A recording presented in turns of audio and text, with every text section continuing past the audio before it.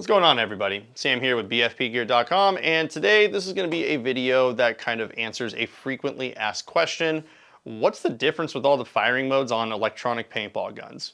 I've been getting a lot of newer players lately here at the shop at Extreme Paintball Store, and well, they keep asking questions like what's the difference between semi-auto, full auto, what's response mode, and what's ramping? So I got the shocker era here with an air tank attached to it and a suppressor, and we're gonna go through every firing mode on this thing and show off what they do and what makes them different from one another. With that said, we'll see you guys and gals after the intro.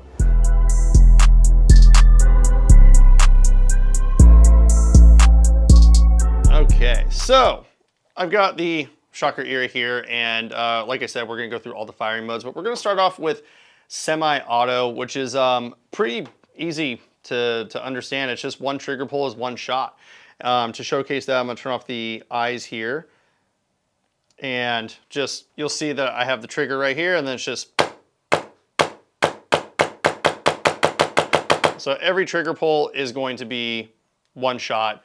Really simple, really easy. I mean, this used to be like a tournament mode back in the day. I mean, there was like some fire modes that were like 25 balls per second semi-auto, but semi-auto is as long as you keep pulling that trigger, it's just gonna keep shooting. And the nice thing about electronic guns is that you have the double trigger here for a reason. Every trigger pull, no matter like how you hit it, as long as it's hitting that micro switch, you can see that there's like weird bursts in there and stuff like that, but it just makes it so you can shoot a lot faster.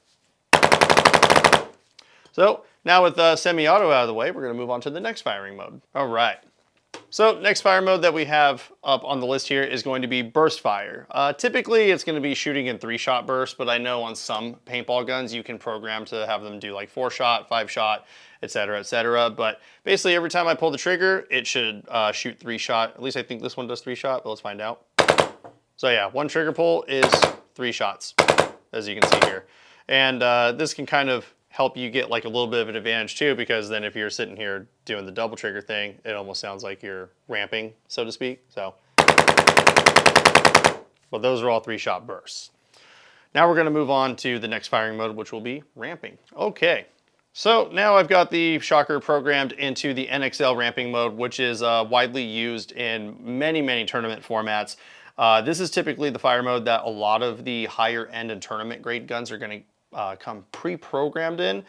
What ramping is the best way to explain it is as long as you're sustaining so many pulls per second on the trigger on an average, the gun shoots at a flat rate. So if I sit here and just tap the trigger, it's just going to be semi-auto. But if I do that just a little bit faster,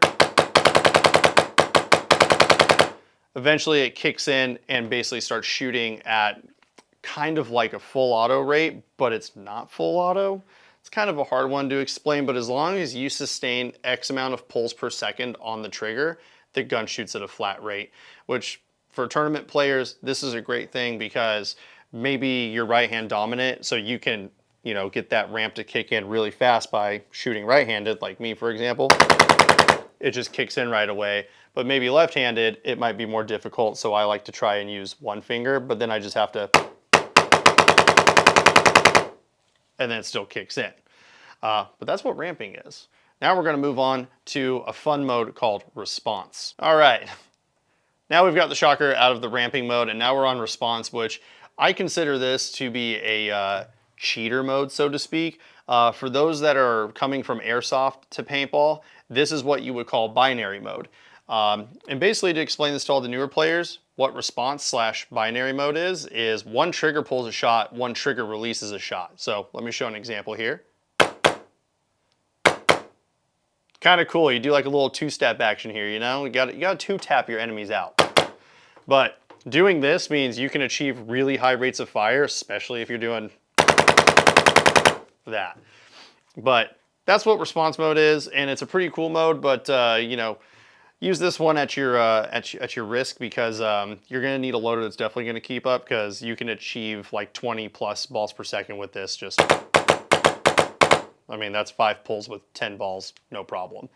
Now we're going to move on to one of the most fun modes out there that's kind of frowned upon from time to time, but that's going to be full auto. All right, and now for the last mode to show off here on the Shocker era, we have full auto. Now, full auto does come on a handful of guns out there, and then it is not on a handful of guns as well. So if you buy anything from Planet Eclipse, because those are made in England and they have to follow different rules and laws versus here in the United States, Planet Eclipse guns do not have full auto. So if someone tells you that, they must have programmed it in there somehow, but Planet Eclipse guns do not come with full auto at all. But typically full auto on a paintball marker has like a little bit of a kick in. In this case, if I just pull the trigger and hold it down, it's supposed to go full auto, but it doesn't. So you have to do like one kick in and then it goes into full auto. So just to show that off again, I gotta pull the trigger at least one time and then hold it down. And then it just goes full auto. Now, the cool thing about this is you can also program all of these fire modes to shoot at different rates of fire if you want. So if you want them to go faster or slower, maybe you play at a field that allows for you to shoot with full auto, but only at like 7 balls per second or something like that. You can always program your gun to shoot a lot slower. But if you're at home and you just want to have like a super cool fun time and make your gun sound like an absolute minigun out there, you can just take the rate of fire cap off, get a really fast loader, and just watch it tear through paint. But that's a walkthrough of all the different firing modes on paintball markers. I hope this video was informative for all of the newer players out there and for the experienced players out there that maybe haven't like explored any of the board settings on their markers. Well, like I said, you can have a lot of fun with these things. If you need to pick up any kind of high-end electronic paintball marker, there's one place to go, and that's going to be BFPGear.com.